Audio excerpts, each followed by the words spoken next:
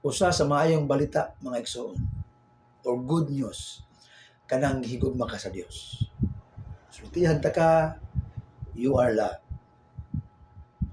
Higugma ka sa Ginoo ni igsoon, yan ang gugma nga walay katapusan. Ang Biblia ang nagaingon sa John 3:16, for God so loved the world that He gave His only begotten Son, that whosoever believes in Him should not perish, but have an everlasting life. Kaya gihugma sa Dios pag-ayo ang kalibutan. Tungod niini iyahang gihatag ang iyahang bugtong anak. Nga bisan kinsa nga mosalig o motuo kaniya, dili malaglag kundi may kinabuhi nga walay katapusan. Mao kana ang gugma sa Dios atong mga kinabuhi mga igsoon.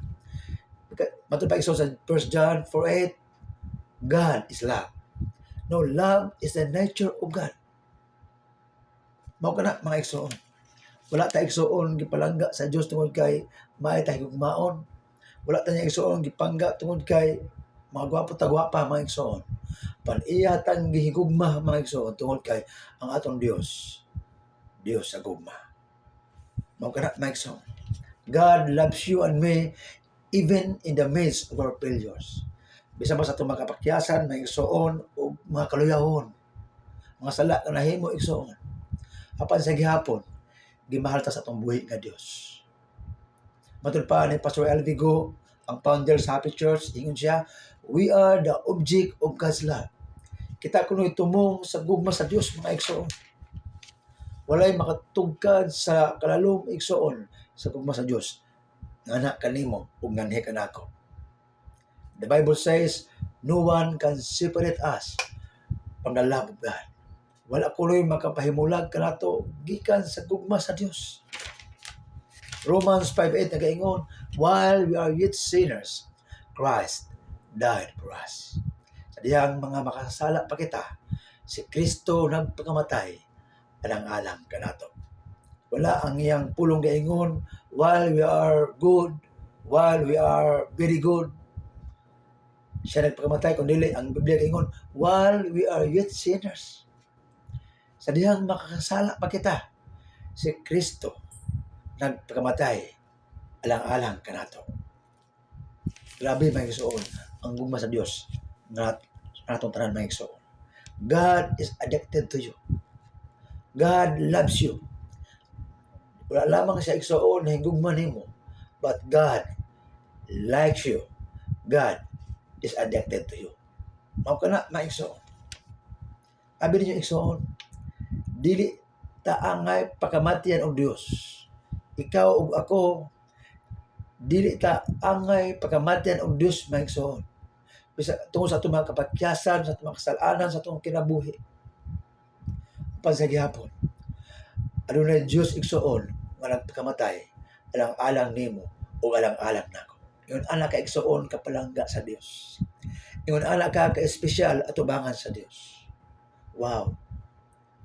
No, we are so blessed nga adunay Dios igsoon nga nagmahal kanato, yang nanahigugma igsoon nga walay katapusan. Kung imong lang taon, imong naong sa amin igsoon. Ang ayan magpakamatag Dios. Bisan pa siguro iro igsoon nga kagiron igsoon, dili ta ang ayan pakamatyan. Apan salamat sa Dios. Ang aton Dios igsoon, nga nagmahal nato igsoon, nagpakamatay siya to siya mahigugma kanato. Hinumdumi mga igsoon, palangga ka sa Dios mga igsoon. Palangga ta niya. Sa kadaghan natin mga lapses nga nahimo sa itong kinabuhi mga igsoon, but still, iyatang ipalangga mga igsoon. Ang iyang pulong igsoon diya sa Lamentations 3:23 to 22, ingon na, we are not consumed because of His great love. Wala kuno kita nga ugdaw igsoon tungod sa iyang dagkong gugma ani kanato na igsoon. Ang iyang gugma sa ato mga igsoon. Ang Biblia gaingon, mas taas pa ka sa kalangitan. Diba sa kanta sa mga bata, love of Jesus sweet and marvelous, higher than the sky, deeper than the ocean, and wider than the universe. Ang anak tayo igsoon kapalangga sa Dios. No, ang Salmo 23 verse 6 ang ingon, surely goodness and mercy shall follow me all the days of my life, and I will dwell in the house of the Lord forever. No? Surely goodness. Bisan pag mabiya pa ka sa atong buhi nga Dios may igsoon. Apan iyang gugma mosulod-sulod nimo mga igsoon. No? Inana ka kay importante igsoon. Inana ka kay espesyal igsoon at tubangan sa Dios. Walay makapahimulag kanimo gikan igsoon sa atong buhi nga Dios. Diri sa Isaiah igsoon chapter 49 verse 14 to 15 sige din makalimot man ang usa ka inahan nga puya sa iyang mga anak. Sa iyang anak igsoon, makalimot man ang usa ka inahan sa iyang anak nga puya, apan dili gud ang Dios makalimot nimo. Ang anak ka igsoon kapalangga sa Dios. So panahon igsoon nga mabati ka nga walay gamahal nimo, hinumdumi adunay Dios nagpakamatay nimo, adunay Dios igsoon nagpangga nimo. Jeremiah 31 verse 3, yun din ha, I have loved you with an everlasting love, and therefore, with my loving kindness, I have drawn thee. So, ingon ang God, mga igsoon, siya gihigugma ko ikaw, yan ang gugma nga walay katapusan.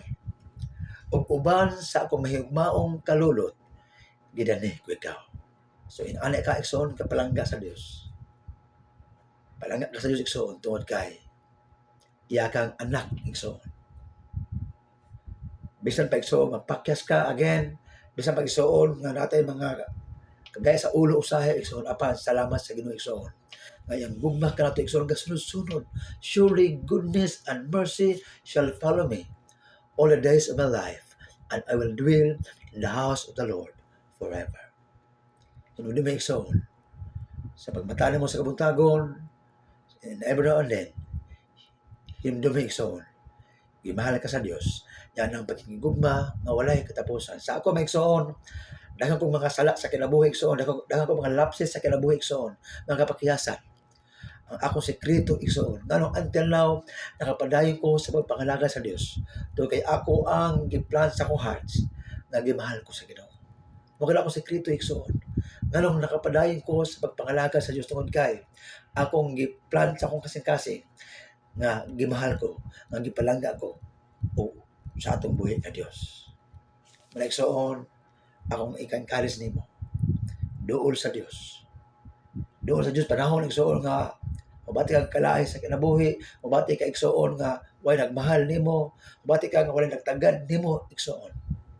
Hinumdumi. Adunay Dios igsoon nga nahigugma kanimo. Nya nang paghigugma nga walay katapusan.